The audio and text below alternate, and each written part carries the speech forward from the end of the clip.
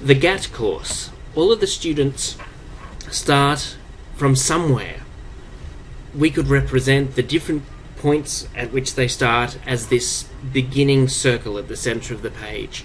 Different students have different levels of expertise in different areas, and we can represent those by these points on that circle. Then from that circle they can launch forward into some kind of project that they define. Now they might define that project as Get Fit, which is a broad project and hard to know whether you've reached that goal or not.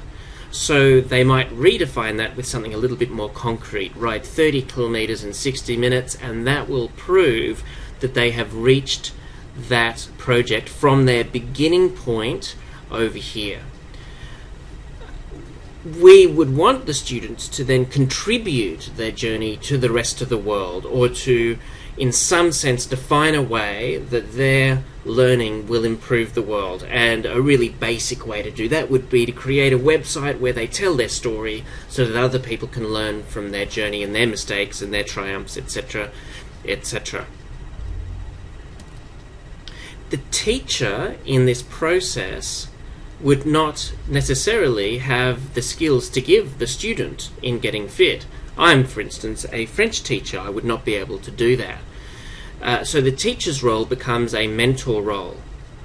And what the mentor might do in today's day and age is help point the student towards resources that will help them learn the skills that they need. Those skills could come from experts, external experts, which could be booked in to come to the school, or the mentor could help the students book up time with external experts who can help them. But obviously there is much information found on the internet. There's probably other students at school who the student could learn from, in friends and family as well. And so we're talking about an ecosystem of learning, and the teacher would be a mentor in guiding the students through that process. If we go back here and we think about the student's aim is to go from wherever they are to the point of getting fit, what we'll do is define a series of steps, and in particular we're going to call these a series of skills that the student is going to acquire on the way to their goal of getting fit. So for instance, let's say the student starts here and they want to ride 30 kilometers in 60 minutes. They might develop a skill in motivational psychology as a way of helping them to motivate themselves. So they might research educational sports psychology. They might research the rules of nutrition to make sure their body is ready for that kind of exercise, and of course cycling technique so that they can cycle efficiently.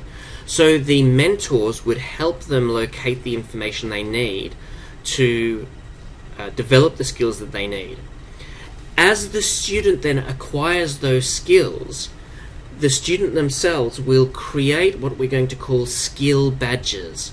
So these might take the shape of online resources or wikis or some form such as that, so that in future, any future student who is going down a related path will be able to learn from this student's pathway.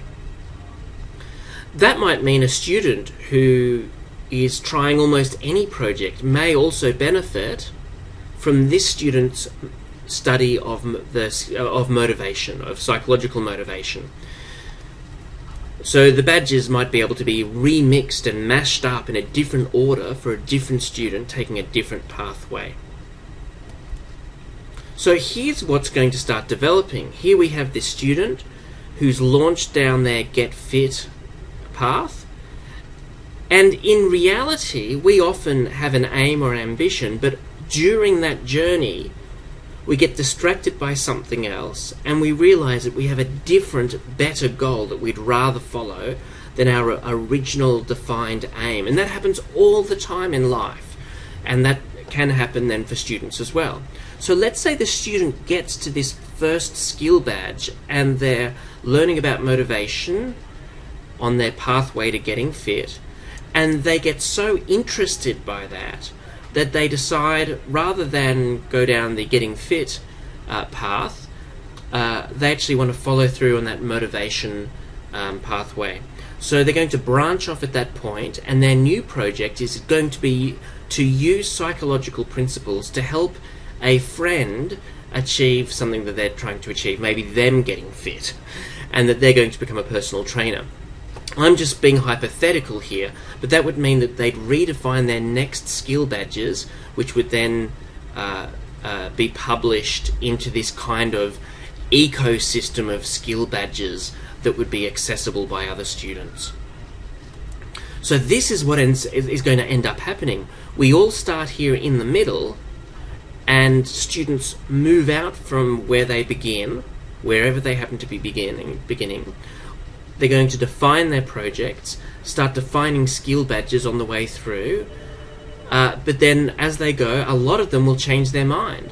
And I've tried to represent that in this tree diagram to show how some students will backtrack, some will change their minds multiple times, but constantly, whatever steps they take, they will be feeding these skill badges into this learning ecosystem for others to be able to use in future. And all the time they've got experts, they've got each other, they've got their mentors helping them to define their goals, helping to match the student with the person who can help the student gain the next skill that they need. So the question will be, which direction will students go in? And they will be all trailblazers. But over months and terms and years, there will be an ecosystem of pathways that future students can choose to take or choose to adapt, but certainly benefit from where the students in historical terms have already travelled. And of course we'll be putting some skill badges out to retire because they will become no longer relevant in 5 years from now. And new skill badges will come into being depending on what the student population is interested in doing. Hopefully this structure will imitate what learning is like in a lifelong process and help the students become self-starting entrepreneurs for their learning. Yeah, no, we're on